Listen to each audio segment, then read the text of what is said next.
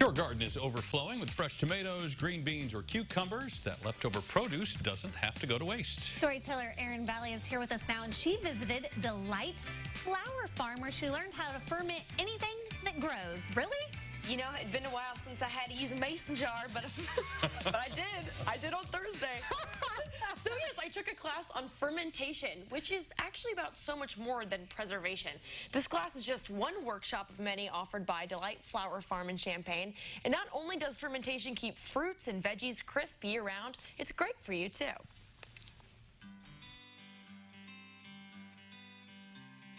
Fermentation is something that not only celebrates the hard labor of farmers, but also encourages us to actively engage in the food that we're eating. So we're building health both in our bodies and in the soil and in our communities in general. At Delight Flower Farm in Champaign, the day might be ending, but farmer Katie Adams' class is just beginning. So this is a class entitled No Fear Fermentation. It's a way to introduce folks to the magical medicinal properties of salt, water, and vegetables. Salt water and vegetables in a sealed jar, that is. Katie says fermenting doesn't just keep produce snappy for months or years, but it encourages good bacterial growth that aids in digestion and gut health. In modern society, we don't have a lot of diverse gut flora and bacteria, and we're actually losing it at rapid rates. And what fermented food does is it recolonizes all of this really good bacteria into our gut. So we're basically inviting aliens that are only bringing good things into our bodies to help us live healthier and more better feeling lives. Student Sheila Horn says she came to class to feel better and remember an old tradition. Well, I grew up in western North Carolina where fermentation was the way of life. Once I left western North Carolina, I never learned again, so I came to learn. And she learned plenty, because even though this process is pretty simple, there's more to it than shoving vegetables in a jar. Katie recommends using either sea salt or non-iodized salt and mixing it with non-chlorinated water. And once your salty water's been mixed, you can get to stuffing. Now, if there's anything this class is really about, it's that you can ferment anything. We're sticking all kinds of things in our mason jars, from cucumbers to green beans to carrots, even edible flowers. Flowers grown and picked right here on the farm. Delight Flower Farm owner Maggie Taylor says she hosts workshops like this year-round.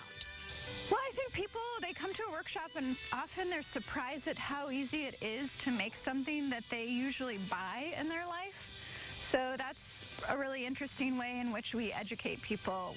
Student Joyce Hurd agrees. She's putting what she's learned to good use. I'll be able to save vegetables for my garden this year. And Katie says that practice is about so much more than preservation. Food is the great uniter, so the more that we can work with each other to not only produce but consume the healthiest and best tasting food, things can only get better from here. I'll connect you to upcoming Delight Flower Farm workshops online at CILiving.tv. The next class is on water bath canning. But first, oh gosh. Oh, jeez. I brought a little special treat, so. This was what you were making in the video? Yeah, I took the class too. What's in there? All kinds of stuff. Okay, why would you throw like just a hodgepodge of stuff in a jar? Because the colors are pretty. So it's got flowers in there. It's got cucumber, peppers. And what do you expect us to do with that? We're going to eat it. We're going to eat it. Well, we are, huh? So I haven't tried it either. Thankfully, you know, this isn't a year old, which is possible with fermenting. I'm having kimchi flashbacks. This is only a couple days, but if you want to play it safe, there's a cucumber on top.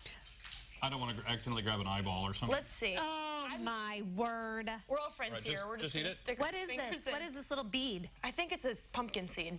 That's a pumpkin seed? It's some type of seed. Hemp or something like that. That is not good. You did it yourself? It's really salty. You think? Wow. Oh my gosh. And this is the one You know, I might have put a little too much pepper in there too. Oh my gosh. You know? I'm sorry that You I gotta did try not something love new it. sometimes. And I'll have this for the next year, so. Yeah, you don't bring that back 1 year from now, we're doing it again. I'm not eating it in a year. Not happening. Thanks.